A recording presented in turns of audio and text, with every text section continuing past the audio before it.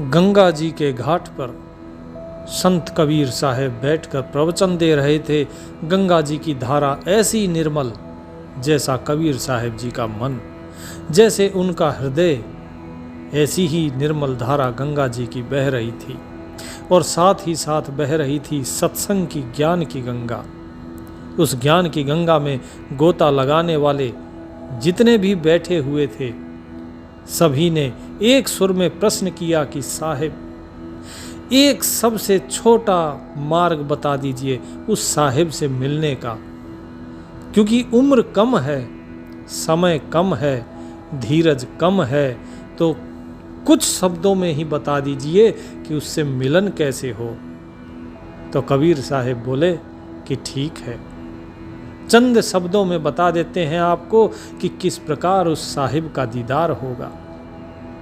चल सतगुरु की हाट ज्ञान बुद्धि लाइए, कबीर साहिब ने शब्द उच्चारा कि चल सतगुरु की हाट ज्ञान बुद्धि लाइए, कीजय साहिब से हेत परम पद पाइए।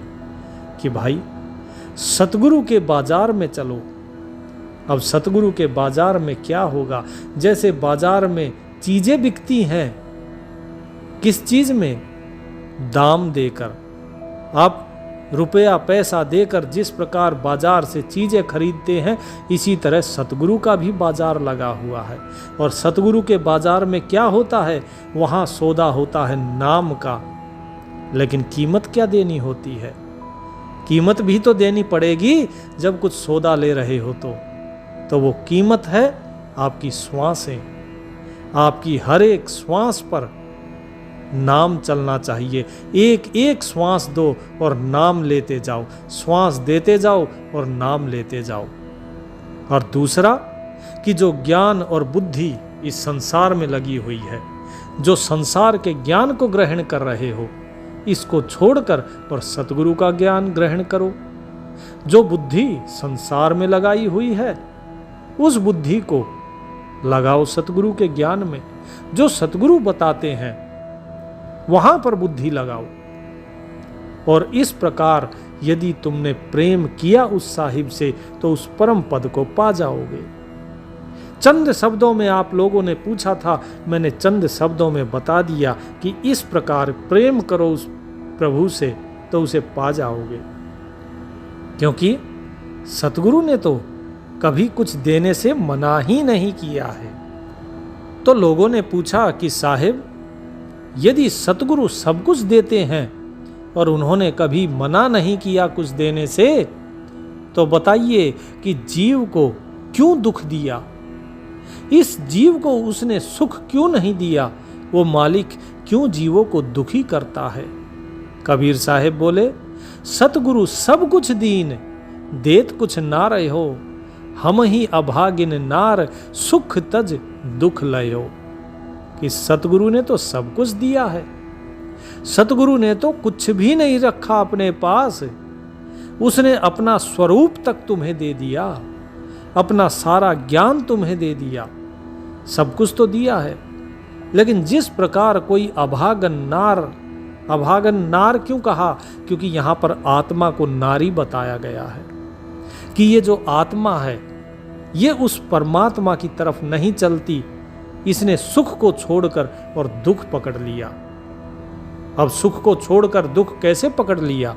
कि परमात्मा सभी को सुख देता है, लेकिन जब व्यक्ति ये देखता है कि अरे उसके पास तो इतना धन है, मेरे पास नहीं है, उसके पास तो घोड़ा गाड़ी ये सब है, नौकर चाकर है, वो महल में रहता है, हम झोपड़ी में रहते हैं। व्यक्ति अपना पुरुषार्थ ना करके व्यक्ति दूसरे के साथ अपनी तुलना करता है। और उस तुलना में होता क्या है?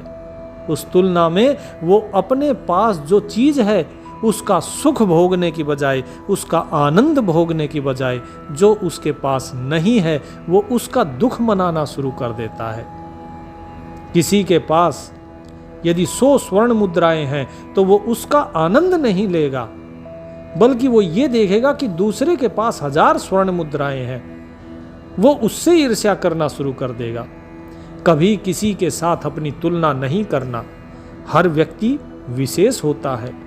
तुम्हारे अंदर जो गुण है वो किसी दूसरे में नहीं मिलेंगे, और जो उसके अंदर गुण है वो हो सकता है तुम्हारे अंदर ना हो।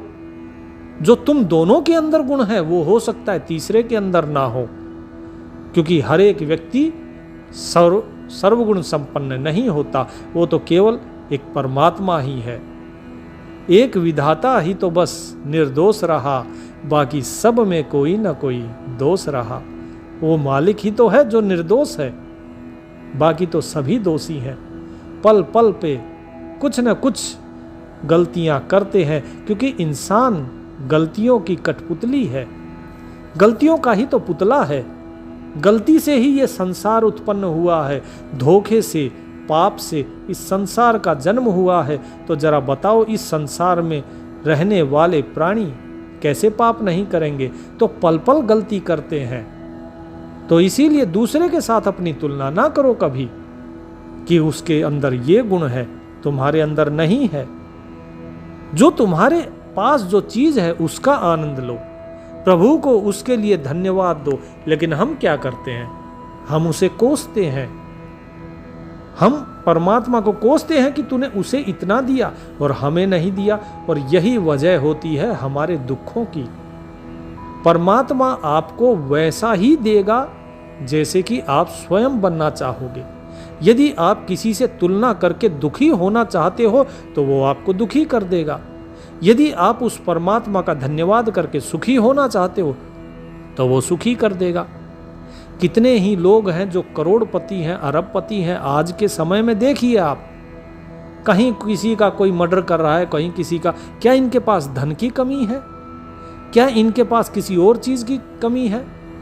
पति पत्नी का तलाक हो रहा है, किसी ने किसी की हत्या कर दी, रोजाना अखबार में देखते हैं, न्यूज में हेडलाइन में सुनते हैं। ये सब किस लिए? धन की वजह से नहीं है ये, क्योंकि केवल धन से सुख नहीं मिलता है। सुख आपके अंदर है, सुख आपके विचार में है, आपकी सोच में है। देखिए, एक अमीर व्यक्ति सुखी नहीं है, लेकिन एक गरीब से गरीब व्यक्ति कम पैसे में भी आपको सुखी मिल जाएगा।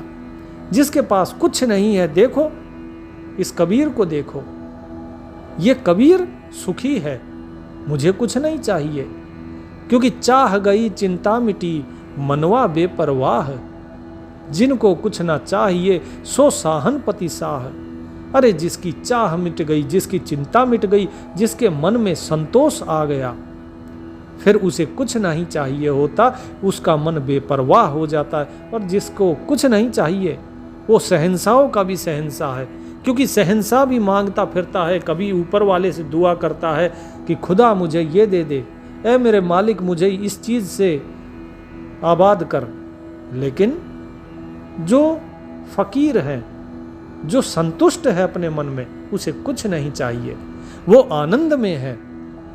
तो ये जो हमारी जीवात्मा है, जो हमारा मन है, ये अभागी नार कहलाई। क्यों कहलाई? क्योंकि इसने सुख को छोड़ के, उस परमात्म रूपी सुख को छोड़ के संसार रूपी दुख को अपना लिया। साहिब कहते हैं, गई पिया के महल पिया संग ना रची, हृदय कपट रहो छाए मान लज्जा भरी। जिस प्रकार विवाह होता है, कोई पत्नी जब विवाह के बाद जाती है अपने पति के घर, लेकिन अगर वो मान लज्जा में या मन में कपट लेकर अगर उससे दूर खड़ी रहे, चाहे वो लज्जा के कारण ही क्यों ना हो, वो अगर उससे दूर ही रहे अपने पति से, तो क्या वो पति को भाएगी? नहीं भाएगी, क्योंकि पति पत्नी के बीच में तो कोई पर्दा नहीं होता, वो अर्धांगिनी है, दोनों के बीच में लाज शर्म का भी पर्दा नहीं होता। तो जरा सोचिए, ये आत्मा जब जाती है उस परमात्मा के साथ मिलने के लिए, जब सतगुरु इसे ज्ञान देते हैं और कहते हैं कि तू चल उस पथ पे, लेकिन ये पिया के महल पे तो जाती है, अर्थात परमात्मा के पास ये जाती तो है, लेकिन इसके अंदर मान, लज्जा या फिर हृदय में कपट रहता है, तो ये उसके साथ एक नहीं हो पाती और फिर से वापस इस संसार के जन्म मरण के चक्र में फंस जाती है। कबीर साहिब का कहने का अर्थ है कि आप चाहे कितनी भी भक्ति कर लो, आप कितना ही ध्यान कर लो, कितना ही नाम सुमिरन कर लो, कितना ही योग कर लो, लेकिन यदि आपके मन में अहम भाव रह गया, क्योंकि लज्जा हो या मान या कपट, ये किसके कारण होता है? ये अहम भाव के कारण होता है। और जिसके हृदय में अहम भाव है वो उसके साथ एक नहीं हो सकता। जिस प्रकार बर्फ, अगर उस बर्फ के अंदर शीतलता रही तो वो बर्फ पिघलेगी नहीं, वो पानी के साथ एक नहीं हो पाएगी, वो अलग से ही तैरती रह जाएगी। तो उसके लिए उसे अपनी शीतलता छोड़नी होगी, तभी वो पानी के साथ पानी हो पाएगी। तो कबीर साहिब यही बता रहे हैं कि मान, लज्जा और कपट ये सब त्याग दो उस मालिक से अगर एक होना है तो। तरीका तो बता दिया कि ज्ञान बुद्धि उस परमात्मा में लगाओ और सतगुरु के बाजार में चलो और प्रेम उस परमात्मा से करो। लेकिन साहिब बता रहे हैं कि क्यों नहीं उसके पास जाकर भी उसके साथ एक हो पाती है ये आत्मा। तो लोग पूछते हैं कि यदि ये वहां से गिर पड़ती है तो क्या होता है इसका? तो कबीर साहिब बताते हैं, जहवा गैल सिल हली, चढ़ो गिर गिर पड़ो, उठाऊं संभार संभार चरण आगे धरो। कि जब ये वहां से गिर पड़ती है तो वापस 84 योनियों में भटकती है, लेकिन उत्तम कर्म किए हैं, इस कारण इसे वहां से गिरने के बाद भी फिर से मनुष्य योनि मिलती है। और उस मनुष्य योनि में धीरे धीरे इसको चलना होता है। उस गली, गैल का अर्थात उसी गली में, उसी रास्ते पर जो परमात्मा का रास्ता है, लेकिन वहां पर जब चलोगे, चढ़ोगे उस रास्ते पे तो गिरोगे भी, और जब गिरोगे तो फिर से उठो, अपने आप को संभालो और चरण आगे रखते हुए चलते जाओ, तो जरूर पहुंचोगे। क्योंकि गिरे हो, पतन हुआ है तुम्हारे अपने अहम के कारण, तो अब इस अहम को छोड़ना पड़ेगा। जो पिया मिलन की चाह, कौन तेरे लाज है, अधर मिलो किन जाए, भला दिन आज है। कि हे मेरे भाई, हे मेरी प्यारी जीवात्माओं, उस मालिक से मिलने की जिसे चाह होती है वो लज्जा शर्म नहीं करता। काहे की लाज? इस संसार में देखिए, जब आपको इस संसार में कोई अच्छा लगता है, जब तुम उससे मिलने के लिए जाते हो, चाहे कोई प्रेमी के साथ कोई प्रेयसी अगर मिलने आती है, तो क्या कोई लज्जा शर्म की जाती है? इस संसार से छुप कर मिलते हैं वे, इस संसार से कि कोई देख ना ले, फिर भी वो जाते हैं, मिलते हैं। इसी प्रकार उस प्रभु के साथ यदि एक होना है तो लाज शर्म को त्यागना होगा। मीराबाई को देखो, रानी मीराबाई महलों की रानी, और किस प्रकार संतों की दासी हो जाती है और अपना इकतारा उठा के सारी लाज शर्म त्याग कर और चल देती है अपने प्रभु को पाने के लिए।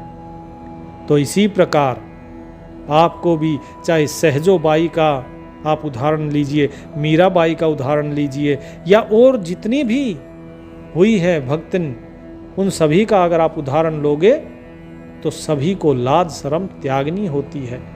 लोग आपको पागल कहेंगे, क्योंकि भक्त और पागल में ज़्यादा फर्क नहीं होता। सांसारिक दृष्टि से भक्त पागल जैसा ही होता है, क्योंकि जब वो उन्मुनि में पहुंच जाता है तो उसे संसार की सुध नहीं रहती है, उसे केवल एक ही सुध रहती है, उस प्रभु की। तो कबीर साहिब वही कहते हैं कि यदि उस पिया से मिलने की चाह है तो फिर लाज शर्म को त्यागना होगा, और उससे मिलने के लिए चलो, खड़े हो और आज ही चलो। उसके लिए कोई मुहूर्त नहीं है कि मैं कल चलूँगा, कल से सुमिरन करूँगा, नहीं, वो भला दिन आज का ही, अभी का यही घड़ी सबसे उत्तम है। अभी और आज से ही शुरू करो। भला बना संजोग प्रेम का चोलना, तन मन अर्पों शीस साहिब हंस बोलना।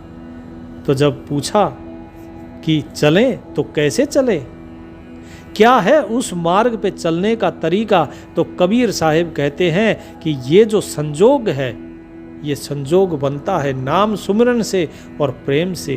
प्रेम का चोला, जिस प्रकार शरीर के ऊपर वस्त्र पहनते हैं, कोई नई नवेली दुल्हन अपना परिधान पहनती है, वैवाहिक परिधान, इसी प्रकार तुम्हें भी प्रेम का चोला पहनना चाहिए।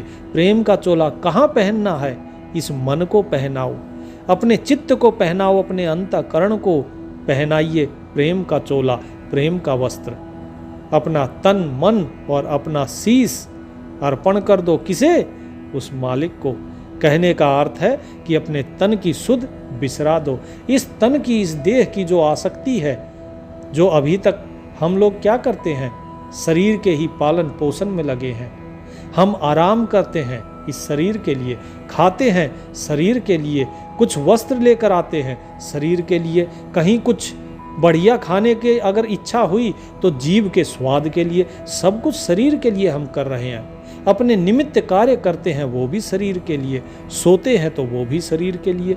हर चीज जिस प्रकार हमारी इस तन में आ सकती है, इस तन को त्याग दो, इस तन की आसक्ति को त्याग दो, और जो मन है इस मन को सही मार्ग पे चलाओ। इस मन के वश में मत हो जाओ, इस मन को अपने वश में करो और अपने शीश को अर्पण कर दो। अर्थात शीश क्या है? अहंकार। शीश जहां पर भी आता है, सिर देने की बात आए, सिर कटवाने की बात आए, तो उसका अर्थ समझना चाहिए कि अहंकार की बात हो रही है। क्योंकि सबसे ज़्यादा अजीज, सबसे ज़्यादा प्रिय अगर कुछ होता है व्यक्ति को, सबसे ऊपर अगर कोई होता है तो वो अहंकार ही है। तो जब इस अहंकार को आपने प्रभु के चरणों में अर्पण कर दिया, साहिब को अर्पण कर दिया, तब आप आगे बढ़ो और केवल साहिब से हंसो बोलो, इस संसार से नहीं।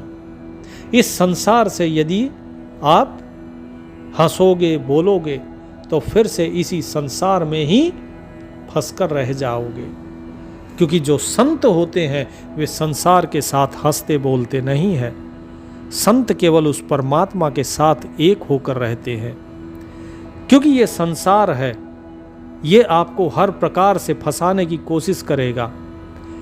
आपकी एक झलक किसी के ऊपर पड़ती है तो आपकी आंखें उसकी सुंदरता के प्रति आसक्त हो जाएंगी। आपके कान अगर कहीं थोड़ी देर के लिए भी अगर मधुर संगीत सुनेंगे तो उसमें आसक्त हो जाएंगे। आपका मन उधर भागेगा कि मैं इस मधुर ध्वनि को फिर सुनूं, इस संगीत को सुनूं। कहीं कोई गाना चल रहा हो, चाहे कोई भजन ही क्यों ना हो, वो भजन भी आसक्ति का ही प्रतीक है, वो भी माया का ही प्रतीक है। और उसमें यदि आपकी आसक्ति हुई तो मन सुमरन से उस भजन की तरफ चला जाएगा। भजन तो केवल बाहरी वाद्य है, केवल बाहर का गाना बजाना है। असली भजन तो अंदर होना चाहिए। तो कबीर साहिब वही कहते हैं कि अपने मन को बाहर न जाने दो, अपने मन को अंदर रखो। ये मन तुम्हारी इंद्रियों का राजा है। इस मन के द्वारा इंद्रियों को वश में करो और इंद्रियों को अंदर की तरफ लगाओ। बाहर इन इंद्रियों के वश में नहीं होना। क्योंकि ये त्वचा ये अच्छा स्पर्श चाहती है, जिह्वा अच्छा स्वाद चाहती है, कान मधुर ध्वनि सुनना चाहते हैं, नाक सुगंध सुनना चाहती है, सूंघना चाहती है, और आंखें अच्छा दृश्य देखना चाहती हैं। लेकिन जो परमात्मा है वो इन सब से परे है। इसीलिए ये दो अलग अलग रास्ते हैं।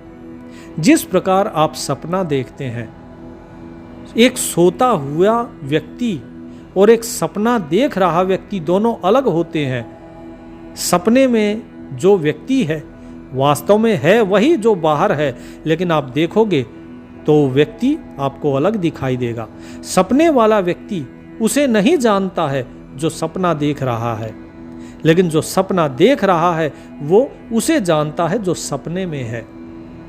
आपको जब तक सपना आता है तब तक आपको ये नहीं पता होता कि सपना कौन देख रहा है। आप उसे सोते हुए अपने आप को नहीं देख सकते हो, लेकिन जो सोता हुआ व्यक्ति है वो उस सपने को देख रहा होता है। वो जागने के बाद भी उस सपने को जानता है। जागने के बाद भी आपको वो सपना दिखाई देता है, वो सपना आपको याद रहता है। आप जानते हैं उस सपने में जो आप थे वो क्या थे। तो इसीलिए उस जागृत अवस्था में पहुंचो, उसे जानो, इस सपने में मत खो जाओ। इसी प्रकार ये मन जो संसार के अंदर रमता है ये सपना है, और जो परमेश्वर है, परमात्मा है, वो सत्य है। तो इसीलिए उसकी तरफ चलो, क्योंकि ये दोनों ही रास्ते विपरीत हैं। एक को अगर पाओगे तो दूसरे को त्यागना होगा। जिस प्रकार आप जागते हो तो सपने का त्याग करना होता है, फिर सपना नहीं रहता। कबीर साहब कहते हैं कि यदि आपसे गलती हो भी जाती है, इस मार्ग में चलते चलते, प्रभु के मार्ग में चलते चलते गलती होती है, क्योंकि व्यक्ति गलतियों का कठपुतली है। तो क्या करें? तो गुरु की शरण में जाइए। जो गुरु रूठे होए तो तुरंत मनाइए, होइए दीन अधीन चूक बख्शाइए। यदि गुरु आपसे रूठ जाएं तो उन्हें तुरंत मना लीजिए और उनके अधीन रहिए, और जो भी आपकी चूक हो, जो गलती हो, उस गलती को बकसवा लीजिए। क्योंकि साहिब कहते हैं कि हरि रूठे गुरु ठोर हैं, गुरु रूठे नहीं ठोर। गुरु अगर रूठ जाएं तो फिर कोई ठिकाना नहीं है। ईश्वर अगर रूठ जाता है तो गुरु फिर मिला देंगे, लेकिन अगर गुरु ही रूठ गए तो हरि न होत सहाय, परमात्मा भी फिर सहाय नहीं होता है। तो ये गुरु की महानता बताई जा रही है। साहिब बता रहे हैं कि उनके दीन अधीन हो जाए, क्योंकि जो गुरु होए दयाल, दया दिल हेर है, कोटि करम कट जाए पलक छिन फेर है। कि यदि गुरु दयाल हो जाए तो वो आपके ऊपर दया कर देंगे। उनके दिल में यदि आपके प्रति दया आ गई तो आपके अनेकों प्रकार के जो कर्म हैं वो एक पल में फेर सकते हैं, काट सकते हैं। कैसे? क्योंकि वो आपको इस प्रकार के कर्म में लगा देंगे कि आपके जितने कर्म होंगे पुराने कर्म फल, उनका स्वतः ही कट जाएगा। आखिर में साहिब समझाते हैं कि कहें कबीर समझाए, समुझ हृदय धरो, जुगन जुगन करो राज, अस दुर्मत पर हरो। कि हे मेरे भाई, जो आपकी दुर्मति है, कुबुद्धि है, इस कुबुद्धि का त्याग करो। कुबुद्धि क्या होती है? कुबुद्धि होती है जो हमें गलत राह पर लगाए। क्योंकि हम जब भी चलते हैं भक्ति में तो लोग चाहते हैं कि उन्हें मुक्ति मिले, लेकिन जब मुक्ति मिले तो उन्हें इस शरीर की आसक्ति छोड़नी होती है। तो लोग उस आसक्ति को नहीं छोड़ पाते। लोग ये चाहते कि हमें सारे सुख मिले और ईश्वर की प्राप्ति भी हो जाए। शारीरिक और सांसारिक सुख के साथ ईश्वर की प्राप्ति नहीं होती है। सत्संग एक ऐसा रास्ता है जिसमें आपको सबसे पहले मानसिक सुख मिलता है, फिर शारीरिक सुख मिलता है, उसके बाद फिर आध्यात्मिक सुख मिलता है। आप जो भी भौतिक जगत में चाहते हैं वो सब कुछ आपको मिलता है। लेकिन यही सत्संग जब आगे चलता है तो आपकी यही सारी चीजें छूट जाती हैं। फिर आपको आत्मिक सुख मिलता है और फिर परमार्थिक सुख मिलता है। वो परम सुख मिलता है जो इस सत्संग की सबसे अंतिम सीढ़ी है। लेकिन उससे पहले आपको इस संसार के अंदर संसार की नश्वरता का एहसास ये सत्संग ही कराता है। तो इस दुर्बुद्धि को त्यागना होगा कि सत्संग के अंदर बैठकर भी हम संसार का सुख ले और परमात्मा का भी सुख ले। ऐसा नहीं हो सकता, क्योंकि ये बुद्धि आपकी जो कि मलिन है, ये इस संसार को छोड़ने नहीं देगी। और छोड़ने का अर्थ क्या है? कि आप प्रभु के अधीन हो जाइए, संसार स्वयं ही छूट जाएगा। लेकिन जब संसार छूटेगा तो ये मन उन भोगों की तरफ भागेगा जिनसे आपको इस सांसारिक सुख मिला होगा। जो सांसारिक सुख आप भोग चुके हैं, माया आपके पीछे भागेगी, लेकिन अपनी बुद्धि को उसमें भ्रमने न दें। यदि भ्रम गए तो फिर इस भ्रम में ही पड़े रह जाएंगे। तो यही चीज कबीर साहिब कहते हैं कि मैं समझा के कह रहा हूं कि जो मेरी बात है इसे हृदय में धर लो। यदि इस बात को अपने हृदय में धर लिया और प्रभु के साथ प्रेम कर लिया तो युगों युगों तक राज करोगे, अर्थात अजर अमर अविनाशी के साथ एक हो जाओगे और मुक्ति प्राप्त कर पाओगे। अन्यथा ये संसार किसी को मुक्त नहीं होने देता, क्योंकि ये संसार केकड़ों के समान है। जिस प्रकार एक बोतल के अंदर आप केकड़े डाल दीजिए, उसमें अगर एक केकड़ा डाला तो वो निकल जाएगा, लेकिन उसी में 4-5 केकड़े डाल दीजिए तो कोई केकड़ा नहीं निकल पाएगा, क्योंकि जैसे ही एक केकड़ा ऊपर चढ़ेगा दूसरा केकड़ा उसकी टांग के नीचे लटक जाता है और तीसरा उसकी टांग के नीचे, और अंततः सारे केकड़े उसी बोतल में पड़े पड़े अपना दम तोड़ देते हैं, कोई बाहर नहीं निकल पाता। यही इस संसार की रीत है। जब भी आप इस संसार से अलग चलेंगे, ये संसार आपको पागल कहेगा, ये संसार आपको अपनी तरफ खींचने की कोशिश करेगा। पहले ये प्रेम से आपको अपनी तरफ खींचेगा, समझाएगा आपको, और उसके बाद जब आप नहीं मानोगे, आप दृढ़ रहोगे अपने पथ पर, अपने रास्ते पर, तो ये आपको ताने मारेगा, ये आपको अनेकों प्रकार के प्रलोभन भी देगा। साम दाम दंड भेद ये हर चीज को अपनाता है, क्योंकि इसको लगता है कि ये हमसे अलग कैसे है। इस संसार में व्यक्ति अपने को श्रेष्ठ समझता है, तो ये संसार अपने आप को श्रेष्ठ समझता है। बेशक ये कुएं के अंदर पड़ा हुआ मेंढक हो, लेकिन फिर भी ये चाहता नहीं कि दूसरा कुएं से बाहर निकल पाए। यही संसार की रीत है। जो इस संसार की रीत को मानता है, ये संसार केवल उसी से प्रेम करता है। लेकिन जिस दिन आप इसके रीत को मानना शुरू कर देंगे, ये फिर आपके साथ झगड़ेगा, आप फिर दूर जाएंगे, ये फिर प्रेम से आपको बुलाएगा, फिर फंसाएगा अपने जाल में। इस चीज़ को आप अनुभव करके देखिए, ये हर एक व्यक्ति के साथ इस प्रकार की घटनाएं होती हैं। केवल ज़रूरत है तो उन घटनाओं का विश्लेषण करने की, अनुभव करने की, तभी इस संसार की नश्वरता को समझ पाएंगे। अन्यथा इस संसार में कभी आप फंसेंगे, फिर विरक्त होंगे, फिर फंसेंगे, फिर विरक्त होंगे, और ये खेल चलता ही रहेगा। इससे बेहतर है कि एक ही बार इस संसार का विश्लेषण करो। जो भी आपके साथ घटना घटी, प्रत्येक घटना का विश्लेषण करो।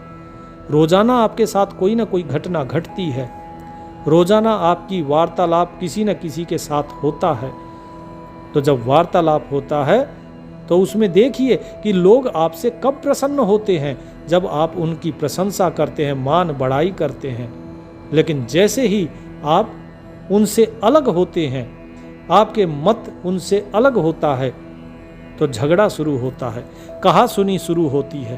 कहने का अर्थ ये है कि ये संसार केवल उन्हीं के साथ खुश है जो इसकी निंदा ना करके इसकी प्रशंसा करें, जो इसकी गलतियों का दर्पण इसके आगे ना रखें, जो केवल और केवल इसकी अच्छाइयाँ इसे दिखाए, इसकी बुराइयाँ नहीं। तो ऐसे संसार के पीछे वक्त ना गंवाएं, क्योंकि आप इस संसार में अकेले ही आए थे और अकेले ही जाना है। तो बेहतर है कि अपना रास्ता भी आप अकेले ही तय करें। यहाँ कोई आपका साथ नहीं देने वाला।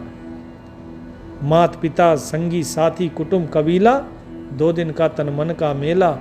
तो यहाँ से अकेले ही चलना है, अंत काल उठ चले अकेला, तज माया जंजाल, मन नेकी कर ले 2 दिन का मेहमान। तो भाई 2 दिन का मेहमान हैं, तो यहाँ से वापस चलने की तैयारी कीजिए, और जो साहिब ने कहा है उस चीज़ पर विचार कीजिए। सत साहिब।